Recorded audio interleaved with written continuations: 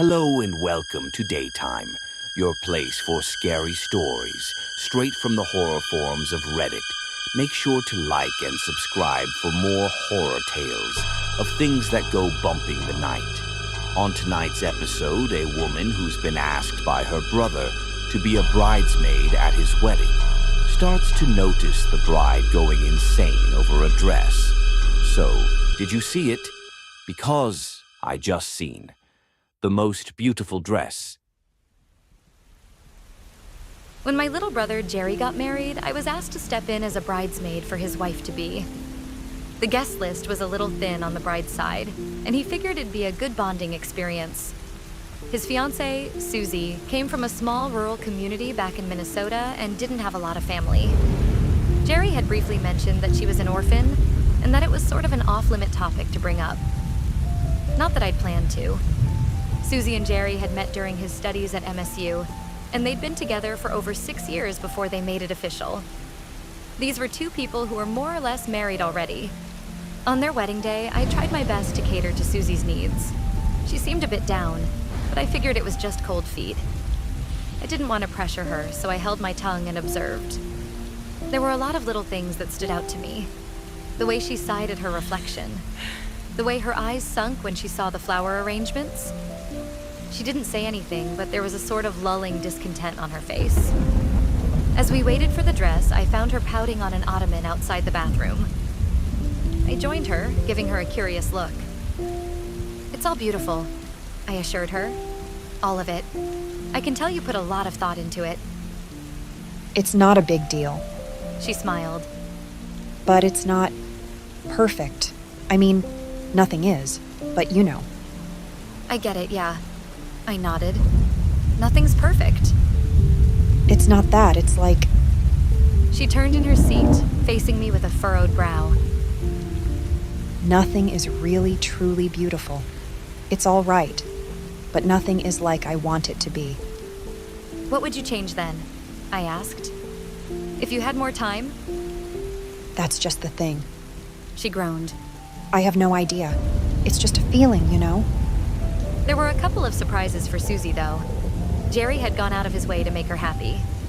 He had managed to track down her mother's wedding dress, something that had been put up for auction years ago when some of the family's estate was sold off to pay for Susie's education. He'd also made a bridal bouquet from the vivid pink flowers that grew in the backyard of her childhood home. These were all surprises, but he had backups on backups if she didn't like them. Green flags all around. When the dress arrived, Susie got this strange expression on her face. Like recognition, disbelief, and amazement all rolled into one. She cracked a smile and twirled around the room with it, hugging it like an old friend. It was certainly unique, an old-fashioned blend between a drop waist and empire cut. She held the dress up and stared at a mirror, speaking to me without looking away. It's not perfect, but it's getting there. She smiled. It's almost like I picture it. I feel it. I handed her the bridal bouquet, watching the pink petals reflect in her eyes. I really do feel it.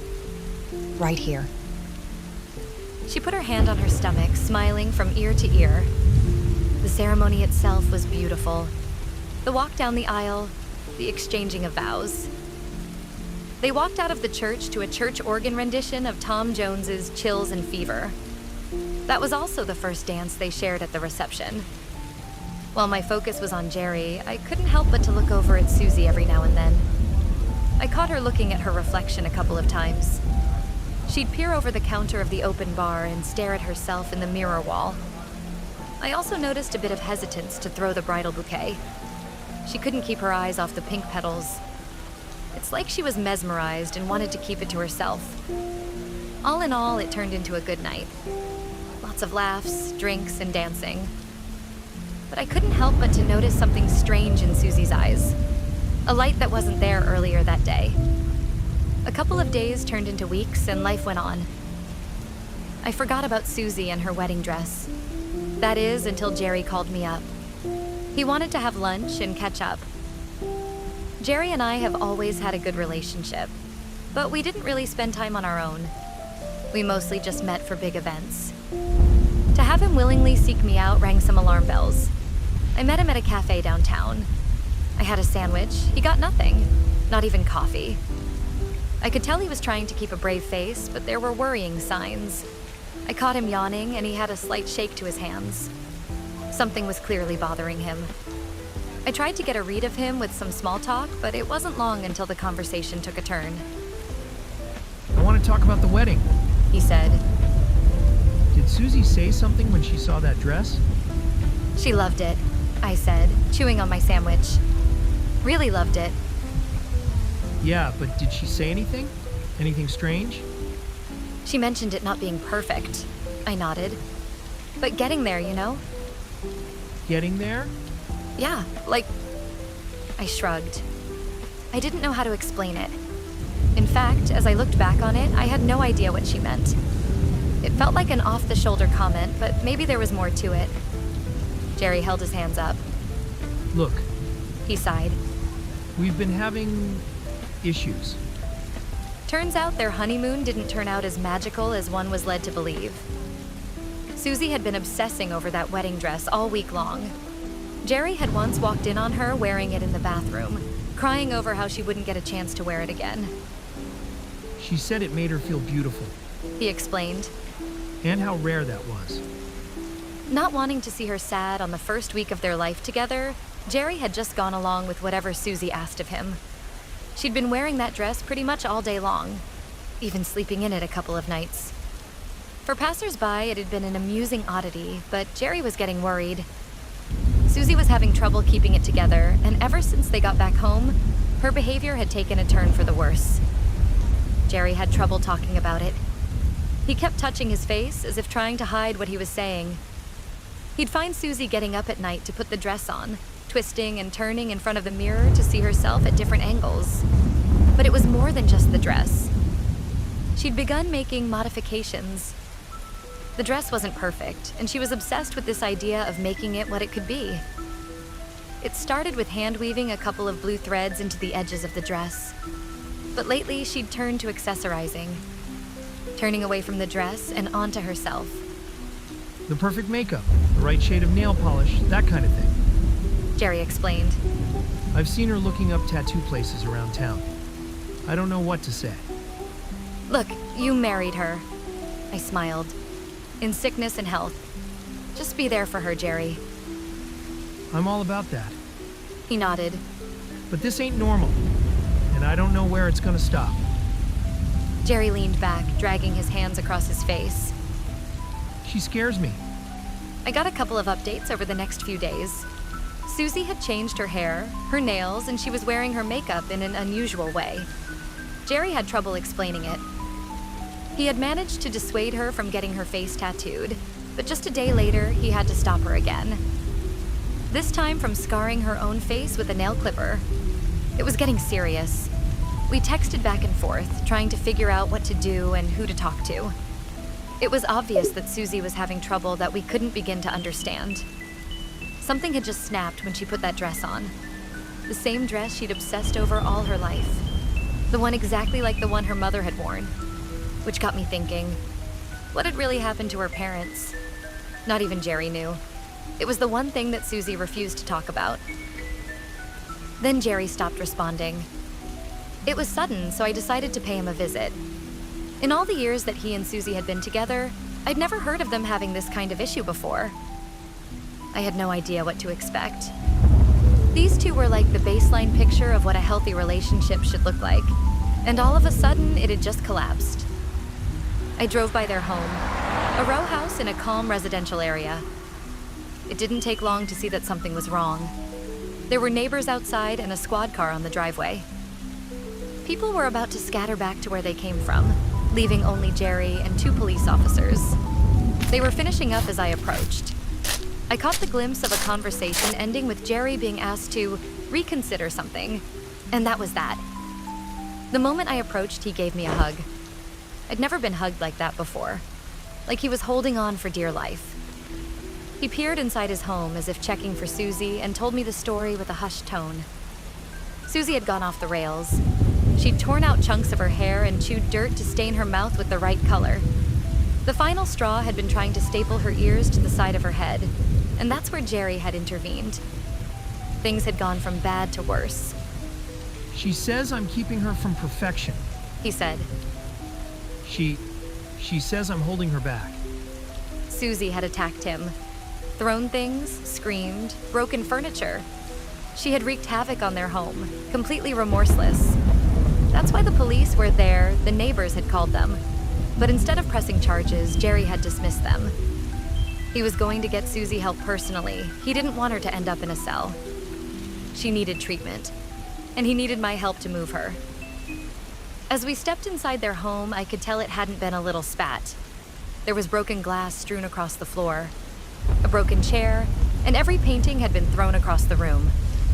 Susie was sitting on the living room couch in what remained of her torn wedding dress. It had been stained with patches of green, brown, and blue. She had large red bald patches on her head, and she'd applied all kinds of makeup seemingly at random. She was slowly dancing with her arms like she was playing an invisible harp. She said something about her movements being part of her new aesthetic. Jerry explained.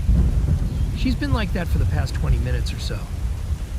I took a few steps closer, making sure not to interrupt her movements. They were choppy and artificial, like a buffering video. She had one eye fixed on her hands and the other eye moving at random. It was impossible to tell if she was paying attention to us. If I hadn't known it was her, there'd be no way to recognize her. Apart from all the things she'd done to herself, she'd also lost a lot of weight. Still, she seemed happy. Maybe even happier than she'd been at the wedding. Jerry moved up behind her and slowly put his hands around her torso. With a little nudging, she got the message and stood up, careful not to miss any arm movements. I moved ahead, making sure there was nothing in the way. It felt like moving a glass figurine. We had no idea what could break her. We managed to get her in the car. Jerry asked me to follow in my own car, but I refused. I didn't want to leave him alone with her, especially not going down a highway. I ended up behind the wheel as Jerry and Susie stayed in the back seat. He had a place in mind, one he'd been in contact with over the past week or so. They were mostly for emergencies, but there'd been nothing but luck keeping this breakdown from causing serious damage. I didn't want to think about what would have happened if she'd been in the kitchen, by the knives. We'd been driving for about 20 minutes when I suddenly heard a snap. Then another. Looking over, I saw Susie furiously pulling at her fingers, almost tearing them out of their sockets. Jerry threw himself at her. No! She cried. They need to be the same length. They need to be the same. By the time we got to the address Jerry had given me, the back seat was pandemonium. Susie was screeching like an animal, scratching and tearing at Jerry to get away. I saw two men running out of a nearby building to help us. A door opened and Susie was grabbed. She screamed at them to let her go, to let her fix her fingers, and Jerry screamed Stop back. now! I barely understood what happened until I was alone in the car, watching Jerry and two men in white uniforms take Susie away. A couple minutes later, I got a text saying I was good to go, and a thank you. Coming home later that night, I took a long look at myself in the mirror. I tried my best to figure out what Susie was obsessing about, but there was no logic to it. Sure, I have my flaws. And she did too, but whatever she was doing wasn't helping. What kind of ideal was she really pursuing? I talked to Jerry just before I went to bed. Susie was in good hands for the time being, and he was at home, sleeping alone for the first time in years. I could tell it was bothering him. I don't know what she's looking for. He sighed. It's like she wants something perfect, but she just destroys herself. Maybe she's got another idea of what's perfect and what isn't, I said. Maybe, yeah. He agreed. But some of the stuff she says, it's like, it's not just changing your nails or your hair. She says things sometimes when she thinks I don't hear. Like what? Like, He took a deep breath. I could tell he was in the bathroom. Had he been crying? like she's wishing for more arms. Or to be taller. Or to be transparent. Things were quiet for a couple of days after. I reached out to Jerry, but I didn't get a lot back. A quick text every now and then to tell me he was doing okay. Susie was getting the help she needed, but she wasn't improving. At least we'd stopped her from getting worse. I thought about it a lot. Everything had changed the moment she saw that dress. Sure, it had been unique, but what was so special about it? I asked Jerry's permission to ask around and show a few pictures of it. There were also a few cuts that Susie had discarded, which I could use to show off the fabric. I talked to a couple of professionals around town. Most of them didn't have a lot to say or dismissed me entirely. It took me half a day before I found this old woman at a hidden-away private tailor downtown that I could get some answers. They were about to close, but she took some time out of her day to help. She had never seen that cut before, despite having worked with wedding dresses for close to 40 years. It had to be a custom job. But what seemed to vex her the most was the fabric. It's not charmeuse or Georgette. She pondered. A sateen. No. She compared it to a couple of her own fabric samples, but came up with nothing. We were about to give up when she caught a glimpse of her husband having a cigarette outside. She got an idea and asked my permission to set the fabric on fire. Apparently, that's a way you can get a rough idea about the nature of the textile. Now, this piece of fabric was just a small square, no bigger than the palm of my hand. But she borrowed her husband's lighter, put the square down, and set it on fire. The reaction was immediate. It bulged in the middle as a dozen little branch-like extremities poked out of it. They grew, twisting and turning like a dying snake. The fabric turned from a bright white to a dark blue with a metallic sheen. The branches grew thicker, reaching further and further out, morphing into a petal-like flat surface. By the time the whole square was consumed by fire, it had spread out like a chemical grenade had gone off. At a distance, it was almost pretty, like a blue sunflower. She didn't have the slightest idea what it was supposed to be. The only thing she knew was that she wanted it out of her store, and that she needed to wipe down every surface it had touched with chlorine. I had the image of that fabric twisting and turning under the flames in my head for a couple of days. It was something animalistic about it, like a living, breathing thing. I thought about calling up Jerry to ask for more scraps that I could ask someone else about, maybe a chemist. But I didn't get the opportunity. It was a Thursday around 2 a.m. Jerry called me, breathing heavily into the phone. He'd been running. Apparently there was an issue with Susie. She'd gotten out and they needed people to help find her. That's all he knew. There was no question about it. Of course I was gonna help. I met up with Jerry and made my way out to the mental health facility we'd dropped her off at. We drove past the sign with the Hatchet corporate logo and got stopped at the entrance by an armed guard. Jerry explained that we were there to help with the search, and we were let in. We were to take a detour from the main entrance, though, so I only caught a glimpse of what was happening in there. Whatever Susie had done, it was big news. 2 ambulances, several police vehicles, and about half a dozen unmarked black vehicles. They didn't even have license plates. I think I spotted something splayed out on the asphalt on stretchers, either wounded people or dead. We were guided to the staff parking lot around the back. A handful of other vehicles were parked and about 24 people surrounding them, mostly volunteer staff. They were handing out search locations, shouting out rules, and telling people who to pair up with and how. But Jerry wasn't having it. In the flashing red and blue lights, I could tell he was having second thoughts. He turned to me and lowered his voice. I don't think she'd just run into the woods. He said. I think she's going home. Then why didn't you stay home? Not our home. He said, shaking his head. The place where she feels most home. There was a secret picnic spot not too far from there. It was where Jerry had proposed.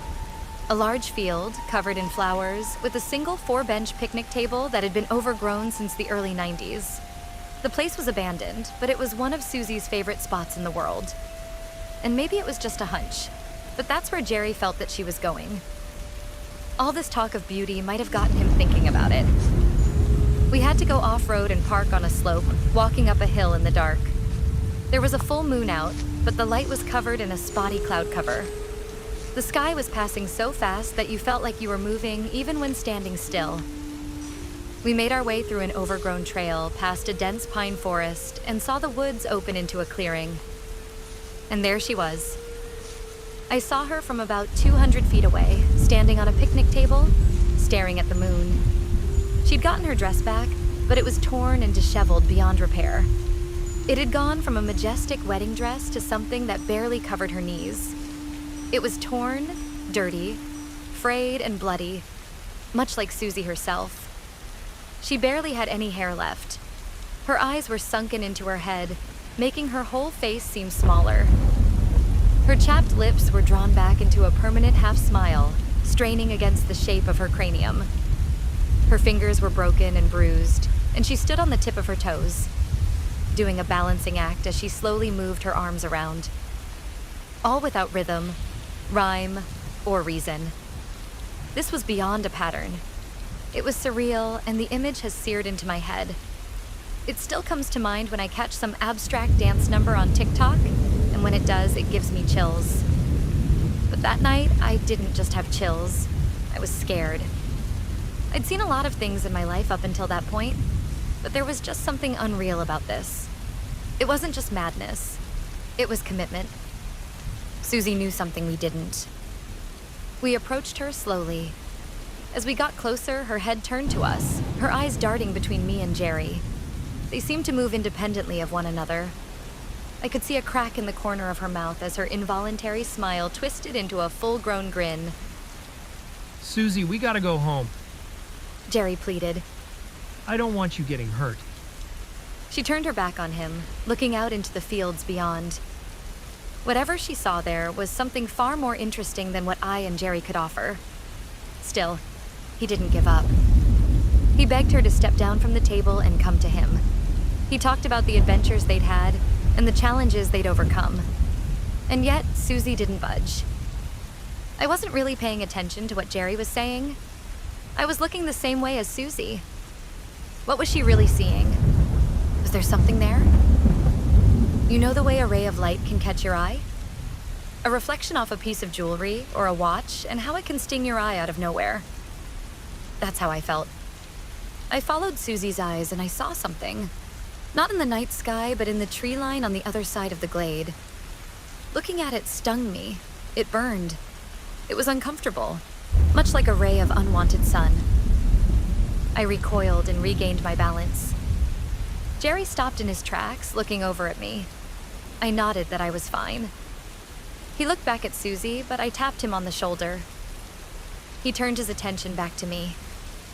"Don't look," I wheezed. "Don't look." But it was impossible not to. Although it burned me, I couldn't help but to look. There was something moving towards us. I couldn't see a shape because it had none. It was like looking at an uncomfortable feeling and having it bury into your head. I could only look at it in short bursts, but I still couldn't help myself. Susie, on the other hand, was staring at it. She didn't dare close her eyes. As her hand movements relaxed and slowed, I saw her shoulders slump. They think I'm beautiful. She cried. They'll make me perfect. Susie, what are you... They can help you too. She sniffled. We can both go.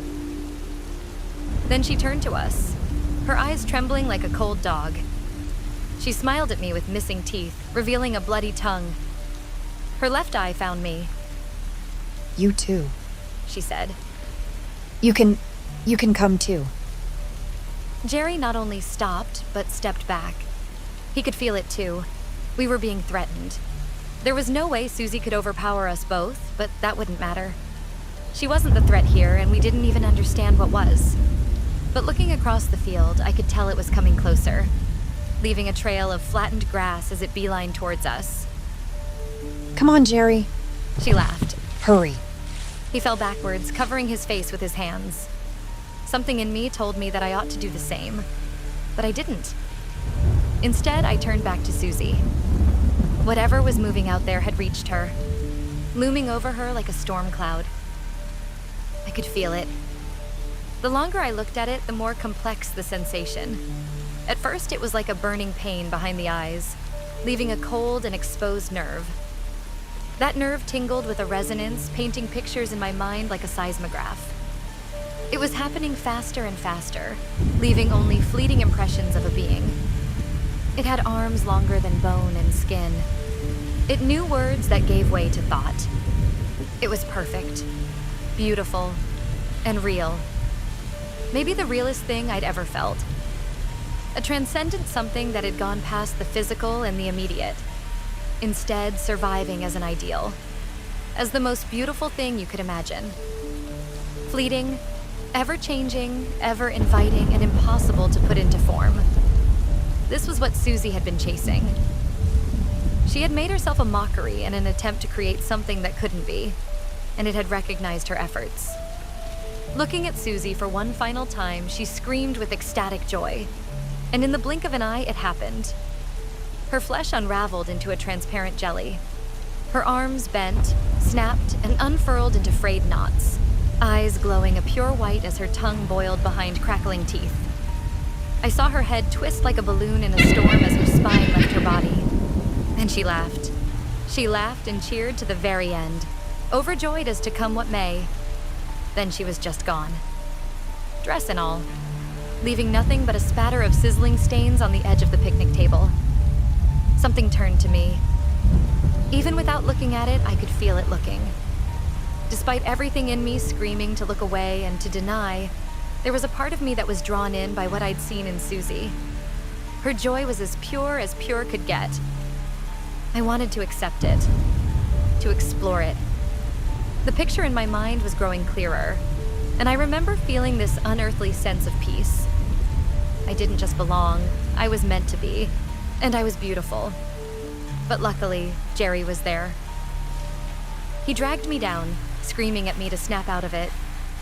I hadn't even noticed it, but I was laughing.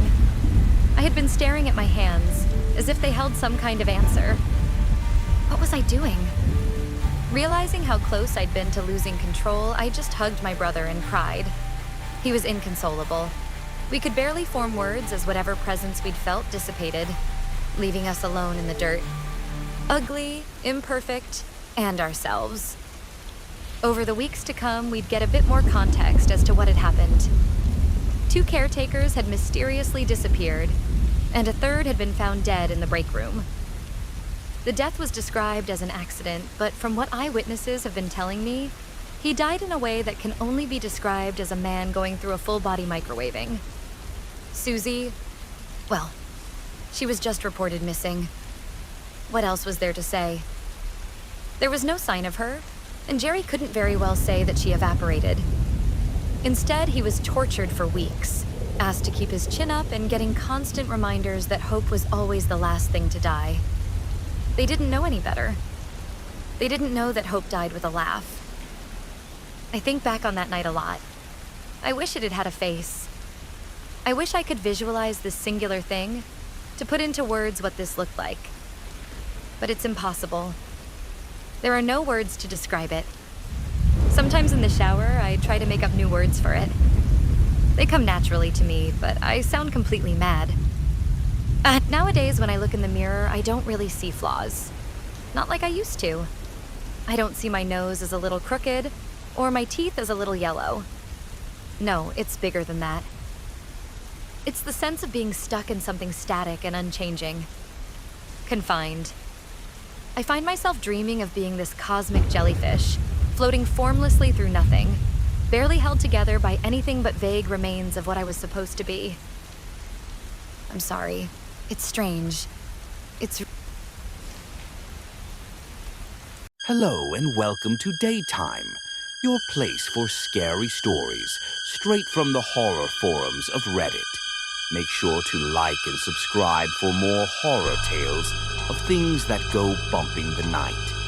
On tonight's episode, a man who starts a woodworking class gets a visit from someone who has intentions of doing more than just cutting wood. So, if you need work done, make sure not to call the copycat carpenter.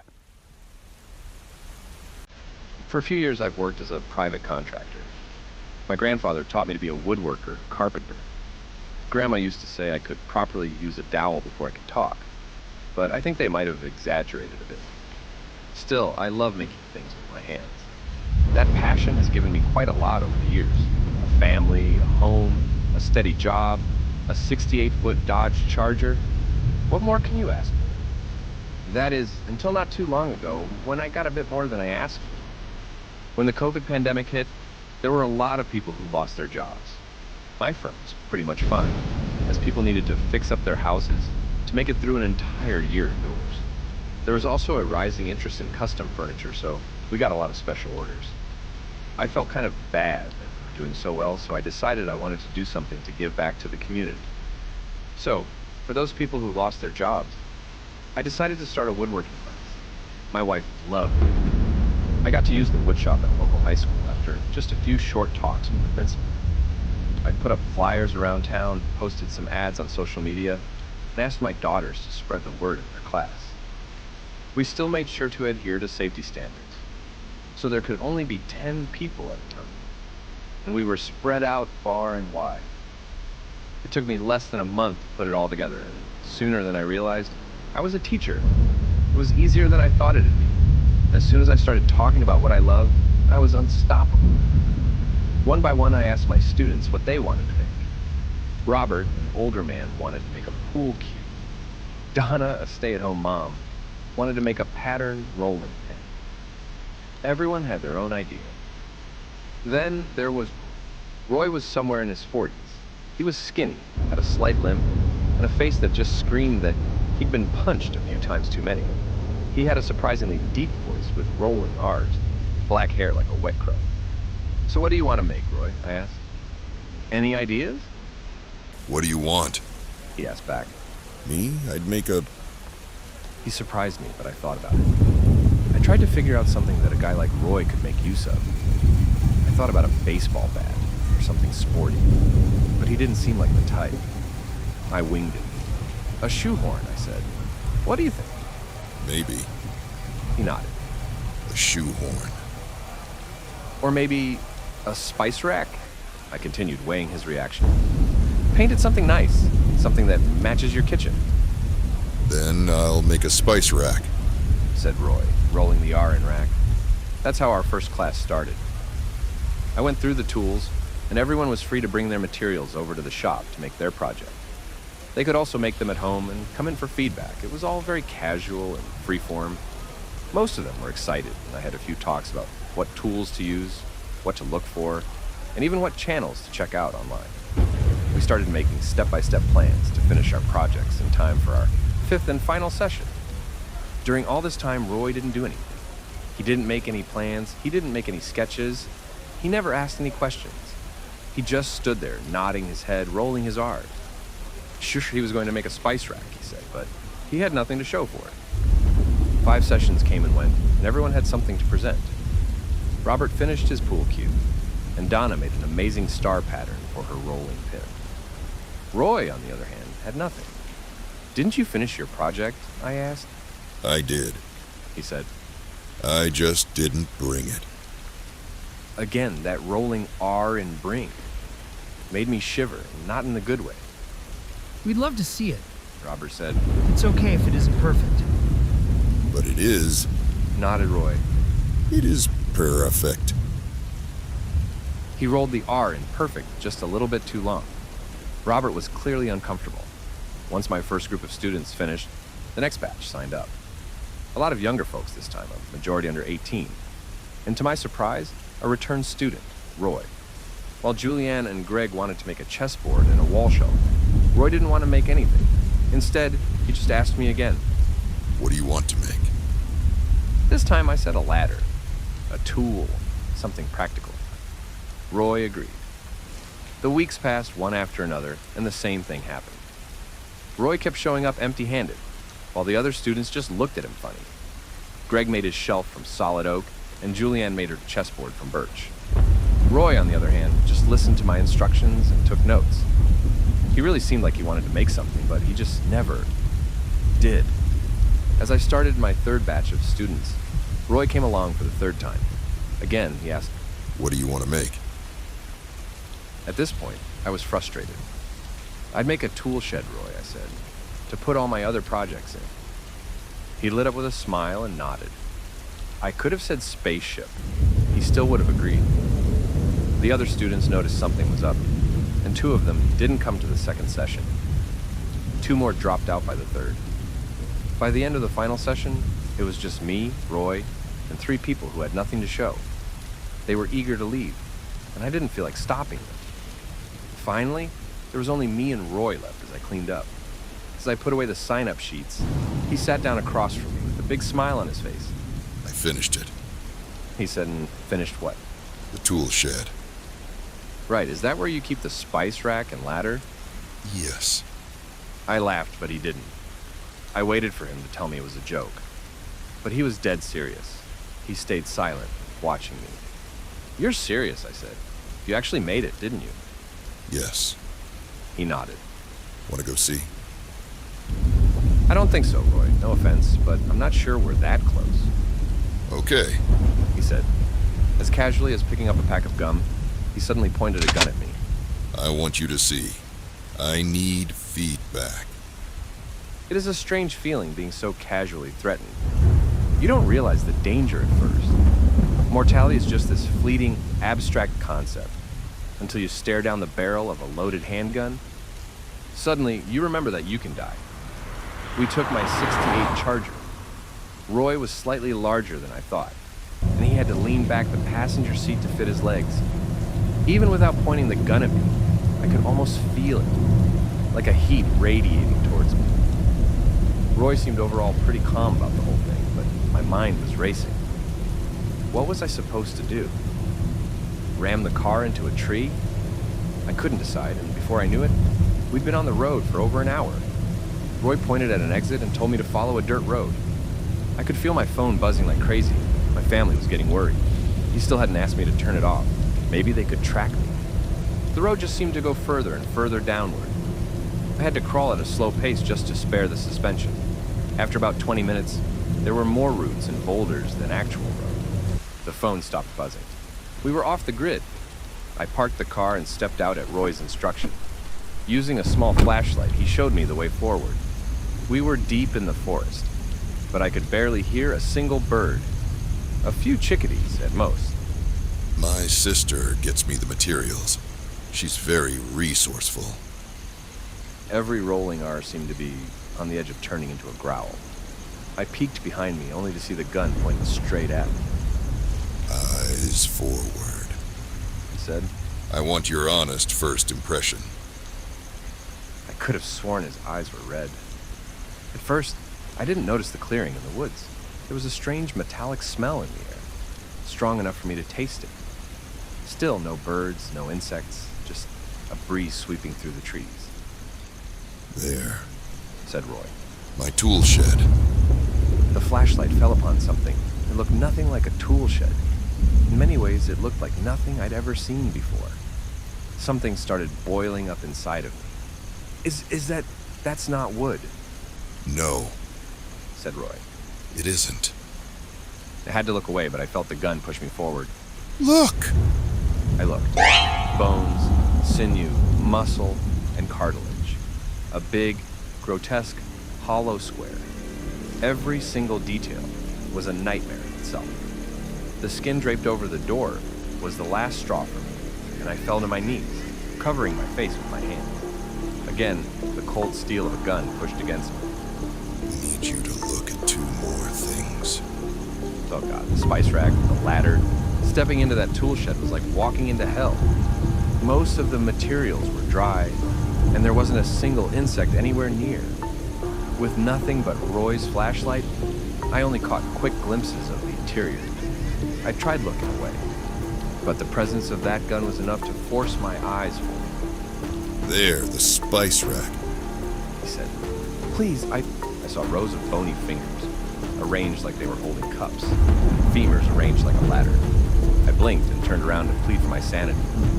Roy wasn't himself anymore. He was at least a foot taller, and his hair had grown longer. He smiled with anticipation, his eyes reflecting a clear shade of red. Small white fragments poked out of his hairline, like pin feathers of a bird, or sharp nails. His fingers seemed longer. You're useless. He growled, rolling his tongue.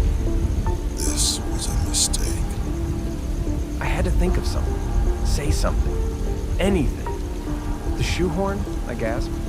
What shoehorn? The first day, I said a shoehorn or a spice rack. Did you ever make the shoehorn? I could. Then show me. In an instant, he grabbed my arm, pushed me to the ground, and placed his knee on my back. He was going to break my arm. The realization hit me like a bucket of ice. He was going to make a shoehorn out of my shoulder blade. Wood! You need to make it out of wood! I pleaded. That's the rule. I make the rules. He grinned. You're so used to a single material. A true craftsman needs to be able to work a variety of materials. Birch, pine, oak, willow, all kinds. I can make things you can only dream of. He bent my arm further like he was trying to snap a carrot. Then do it. Make one. Pine wood, there's plenty of it to go around. He stopped. With a sigh, he let go and stepped off. Fine. He moaned. Wait, Hera. He pushed me into the shed and closed the door. I fell to the floor, complete darkness. It was like a nest, covered in branches, mud and grass. In fact, it smelled more like mud and grass than anything else. I couldn't help but wonder how something so grotesque could be almost completely without smell. It should have stunk like hell in there, but it didn't. A faint whiff of iron, that was it. The first thing I tried was my phone, but it was no help. There was no reception, and the light did nothing but to bring my nightmares to life. I couldn't stand to see my surroundings, but feeling the walls blindly didn't help either. I couldn't see any weak spots, but I couldn't feel any either. I was stuck. The door was locked. I don't even know how, but I couldn't budge it. The entire shed was sturdy, using some sort of spine, dug into the ground as support. I tried feeling my way out in the dark, but all it did was give me an inner picture of what I was actually standing in. After a while, it got so dark that I didn't know if I was closing my eyes or not. I lost track of the door. It all just felt wrong. How can you differentiate a door from a wall when all you see and feel is dry meat and bone? I tried everything. Putting support on my back, I sat down and tried kicking to find weak spots. I tried the ceiling, I tried lifting, wedging, leverage. Nothing. The shed wouldn't budge. It felt like I struggled for an eternity, but it had probably just been an hour. Light or no light, I couldn't get out. My phone just sat there in my hands, useless. I felt it in my chest. That black sinking anxiety of the cold. That feeling when you think you're about to die. I must have sat there frozen for hours. I snapped to attention when I heard a sound outside. It was smaller, careful. Tiny steps. Hello, anyone there? I called out with a dry voice. And? It was a boy. Just some boy, in the middle of nowhere. And all he had to say was, and. I pushed the confusion away, feeling a hope light up. Hey kid, I smiled. You out there? Can you open the door? And then? I paused to think. What the hell was this? And then we can go away. You want ice cream? We can get that. We can get whatever you want. Pizza? And then? I was about to explode on this kid.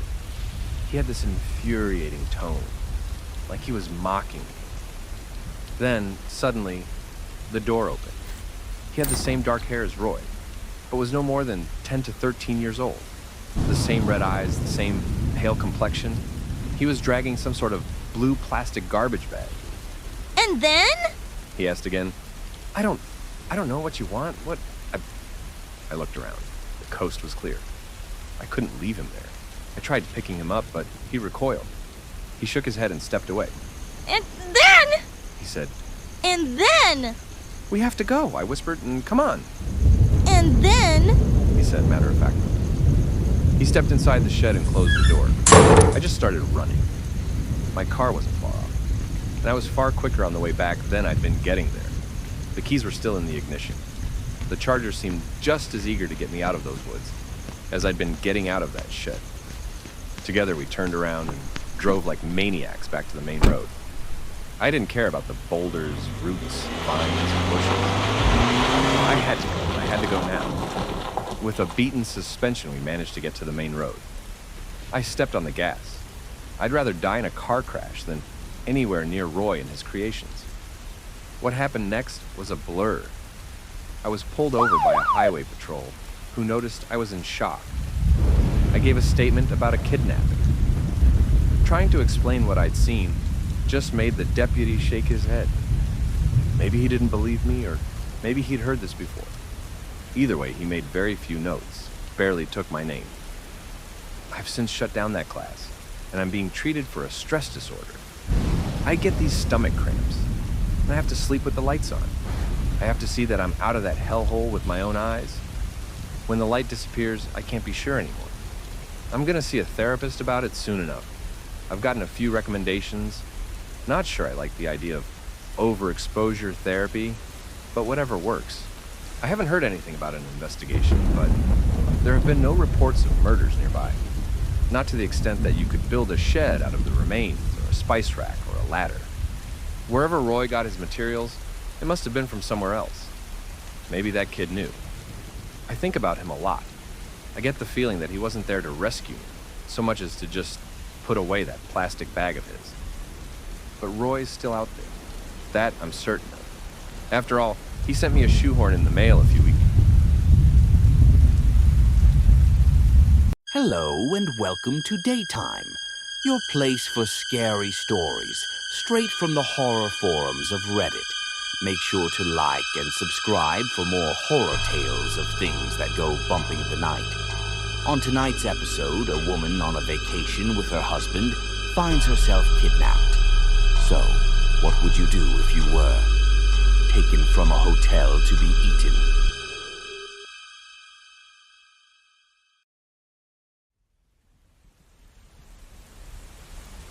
Back in early August of last year, my husband Warren and I went on vacation. We were going to do the tourist thing in one of the South's larger cities, but our trip was off to a rough start.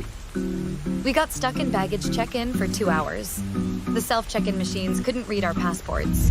When we finally got through, we got stuck in the security checkpoint and had to go through all our luggage. Because of all this, we missed our flight, and in turn, our connecting flight and a hotel transfer. We weren't pleased. After rebooking, we ended up with a total of 7 hours in delays before we got to the hotel somewhere around 11 in the evening. At that point, it turned out we'd been double booked. They were full. I was about to explode while Quarren looked ready to sink through the floor. Luckily, the hotel had a second location downtown. It was more modern, a bit more expensive, and overall nicer. As a courtesy for their mistake, we got a replacement suite. An upgrade. Finally, some good luck, right? Right. We took an Uber there. The place was practically brand new. They had this electronic system where you didn't get a key. You got a personalized code that worked on every door. Quarren handled the codes while I signed us in. There was a 24/7 bodega with organic snacks, wine, and drinks right by the lobby. A sushi restaurant that closed at 11. A sauna, a gym, an indoor pool, and a whole bunch of complimentary things. A couple of free robes to bring home, and a bottle of white wine with a little "for your inconvenience" note attached. While Quarren took a shower, I ordered us some food and unpacked. We'd been traveling all day, and all nearby restaurants were closed. As instructed, I included the code for the outer doors so they could drop the bag off by our door. We got our late dinner by the time I was halfway through a shower. Quarren delightedly shared how he was going to town on our order. Apparently, it was so good and barely any left. Bastard. They had included 2 extra orders of tiramisu as a little treat, but I couldn't eat it. It had coconut in it, my one allergy. All in all, that night turned out pretty good. We shared a lukewarm meal, watched The Office, and went to bed. We talked a bit about our plans for the next day, picking one thing each from our prep list. A tour of the local distillery, a museum trip, dinner at a steakhouse, the good stuff. So after a long day, we called it a night. But that's where the story starts. At 3 a.m., that same night, when someone opened our door. See, one thing I hadn't realized was that the code for the outside door was the same as for our room. It was a single personal code system. Quarren had been the one dealing with it, and I hadn't thought too much about it. But what I'd accidentally done when ordering food was to essentially hand a stranger a key to our room. And that stranger was coming through the door. I tried to shake Quarren awake, but he didn't react. He was completely out, to a point that it worried me. I could smell something sour on his breath. My mind wandered back to the order we'd gotten. and that extra portion of tiramisu. I hadn't had any, so he had chowed down on both. What if it had been laced with something? The door hinges creaked, and I didn't know what to do. I'm 5 feet 3 inches, unarmed, and in my underwear. I decided on a whim to pretend to sleep. If they were just there to steal, at least I'd be unharmed. They were expecting us to be asleep, so as long as I played along, I should be fine. I held Quarren, closed my eyes, and waited. Careful footsteps made their way across the hotel carpet. The door closed. A slow pacing back and forth next to our bed. I counted at least 2 people, maybe 3. Someone could have stayed by the door. Just the guy. A man whispered. Bag him. They were unwrapping plastic. They weren't in a rush. I could tell they'd done it before. They were quick about it. I held on to Quarren, debating in the back of my head what the hell I was supposed to do. I was leaning towards waiting for them to leave the room and then immediately run outside and get help. But something shifted. One of the intruders made a hushing noise and waved the other one over. What? One of them whispered. There. Another answered. The spoon. Since Quarren was the only one who'd had the tiramisu, one of the spoons were left unused. Only one of us had taken the bait. They knew one of us was awake. In the next breath, I was grappled. A hand covered my mouth and another my throat. I was pulled out of bed before I even realized I was struggling. I opened my eyes to 3 dark figures. They were speaking over one another in a moment of panic. One of them saying they were screwed. Another saying they should just go. And a third reminding them that they had no choice but to bring me. I got a gun pressed to the back of my neck. One word, and you're done. Then we get him. Understand? I did. I stayed quiet. I couldn't bear the thought of Quarren waking up without me, but what choice did I have? Get dressed. They demanded. Now! They brought me through the staff area, past the laundry room. There was only a skeleton crew working the hotel at night, and most of them were in the reception area. These 3 could walk me out the back like it was nothing. Right outside, they had an inconspicuous sedan marked with a fast food delivery service logo.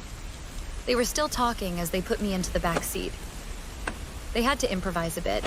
They were supposed to take Quarren, and he was supposed to be out cold. I was wide awake, trying my best to memorize details about the intruders and their vehicle. One of them took off his belt and tied it around my head as a makeshift blindfold. They couldn't drive around with masks on. That'd get them pulled over.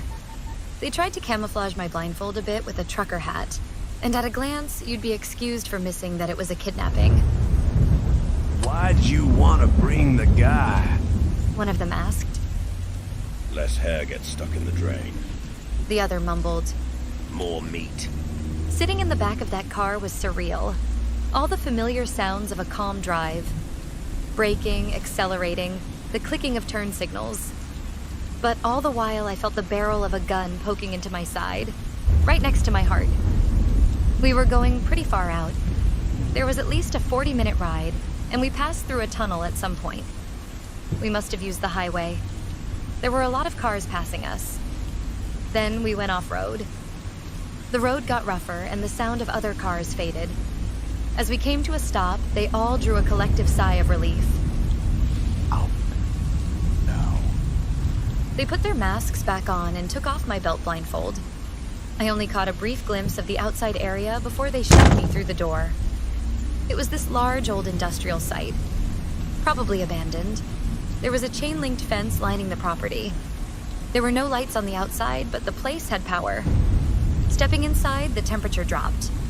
Somewhere nearby, there were these large fans, creating a powerful draft that swept through the building. I couldn't see them, but even from the hallway, I could hear them. The place was close to freezing. I'd just thrown on my pants, a shirt, and shoes. I didn't even have socks on. One of the attackers went ahead while the other 2 stayed behind. We were in this long corridor with one door at each end, one leading outside and one leading further in. We stood there for a couple of minutes while I heard raised voices in the room up ahead. Those who stayed with me didn't say a word. They just looked straight ahead. keeping a gun aimed at me. Not a word. The door at the other end opened. The third attacker returned, now in the company of what looked like a woman. She had sunglasses and a white face mask and was dressed in what can best be described as dollar store doctor's scrubs. She seemed upset and was scolding the man in a foreign language. Not sure about the origin, possibly Southeast Asian. One of the two men holding me seemed frustrated. He grunted. Hey, He said, what's the word? I don't know. The doctor woman groaned. We always pick the man. So, She scoffed. could affect harvest. I don't know. Hormones. She smacked something into the hands of the man next to her and turned to leave. Prep her. She called out as she hurried through the doors. We try. I was dragged into a big, open space. It looked like an old warehouse. The doctor was nowhere to be seen. She must have gone ahead. There were doors all over, and I was taken into what looked like a shower room. They proceeded to hold me down and shave my head, these long tufts of brown hair sinking into the drain. I hadn't had short hair since I was a kid. I felt naked. It just took them a couple of seconds. They were fast, practiced. They lead me to a pair of double doors. One of them checked a digital watch. Another opened and tested a padlock. There was a collection of buckets next to the door, stained by something thick and blue. Time. 410? 4:10 or 4:11? 410. Check. They made a note on a piece of paper taped to the wall. Should we tape her? Doesn't matter. The one with the padlock said matter-of-factly. Been weeks. He's hungry. And that was it. The doors swung open, and I was pushed inside. The doors slammed shut behind me, and I was on my own. The padlock clicked, and the chains tightened. I just stood there for a moment, not even beginning to understand what was going on. After a couple of minutes, I snapped out of it. I wasn't immediately dead, so there was time to map the space I'd been thrown in. I was in a corridor branching off in 3 different directions. I got the impression that this was built recently. The corridor was no wider than 8 feet and had been wallpapered. Even the ceiling. It had an uncomfortable swirling pattern, a combination of white, brown, and purple. I'd never seen anything like it before. The ground was covered in a thick gray carpet. There were small fluorescent lights above, giving off this eerie illusion that the pattern on the walls were coming out. Somewhere off in the distance, there was a rhythmic thumping. It was getting closer. Heavy footsteps approaching. I picked a direction and made a run for it.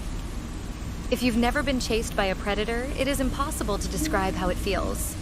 It is, in a literal sense, dehumanizing. It makes you feel like less of a person. You become an animal, a thing, prey. You have to look at yourself and what you are, and what you can do in a completely new light. It forces you to come to terms with the most honest, primal version of yourself. It is horrifying. It brought to light how long it had been since I ran, and how impractical my shoes were. I ended up kicking them off, barely stopping. I went down one corridor, then another, then another. I rushed past a small room with what looked like a pile of pillows in the middle. It stunk of ammonia, so I decided to take another route. It was getting harder and harder to tell where that rhythmic thumping was coming from, and it felt like I was about run into something at every turn. Then I rounded a corner and saw someone. 2 people, a man and a woman, both dressed in bright blue wool-like turtlenecks. They had their arms firmly at their sides and stood shoulder to shoulder in a very unnatural and rigid manner, like 2 kids trying to hide something behind their backs. I stopped. For a moment, I thought I wasn't the only one locked in there. That maybe, just maybe, there were others. Maybe we could work together? Then I realized that the thumping had stopped. The moment I saw these 2, it was as if whatever was chasing me had stopped. The 2 of them lurched forward. It wasn't a step. It was like 2 mannequins being pushed. I turned to run as the thumping resumed. This time right behind me, I ran screaming. All your senses go into hyperfocus, and you get 100 thoughts running through your head at once. Whatever minute detail your eye accidentally latch onto is burned into your mind. To this day, I can recall the little things I noticed as I sprinted down the hall. Scratch marks breaking the pattern on the wallpaper, stains on the carpet, dark spatter on the ceiling. I ended up back at the room with the pillows. I decided to hide. Hurrying in, I realized it wasn't just a pillow room. This was some sort of lair. There was debris, branches, leaves, flowers, dirt. I dove right in and covered myself with as much as possible, ignoring the smell. I only had a couple of seconds. I was so panicked that I almost swallowed a flower petal. Some kind of dry blue sunflower. I held my breath and hoped. The thumping grew closer. Then it slowed to a tip-tap, clicking. From where I was hiding, I could barely see anything. I could kind of see the edge of a turtleneck sweater. Then, something shifted. Now, I only saw the silhouette. But what I saw it didn't make sense. It was those two people I'd seen, but they were sort of moving. Their arms twisted in an unnatural angle, looking more like insect mandibles. Their heads bobbed back and forth like some kind of growth or tail. Their chests vibrated and stretched as they slowly came undone. They weren't two people. They were a single thing, pretending. Seconds later, something grabbed my leg. I was pulled out of the nest and dragged away at a violent speed. I flopped back and forth, slamming into the walls with every sharp turn. I broke 2 fingers by the second turn. I couldn't turn to see what had grabbed me, so I just tried to hold on to something. Anything. The carpet, the wallpaper, the walls, whatever I could. But the force was just too strong. There was no way. Then it stopped. I rolled over onto my back and came face to face with my attacker. And I didn't understand. To this day, I have a hard time describing it. There were so many moving parts. Segmented muscles, like living steel wires. Mandibles and a beak-like mouth. Patches of bright blue hair covering 4 extremities and part of a thorax. A pulsating abdomen. Something warm dripped onto my leg. Drool, perhaps, or a mild acid. It had the same color as the stains in the buckets I'd seen by the door leading into this place. It was a strange blue, and for some reason, that detail just sort of stuck. There were so many little movements at once, and I couldn't even get the scope of how big it really was. It seemed bigger than me, but it could just have long limbs. I couldn't make sense of it. It seemed insectoid, but its movement seemed calculated and intelligent. Then, pain. A bright, burning pain. I mentally blacked out. I flailed, spasmed, and kicked.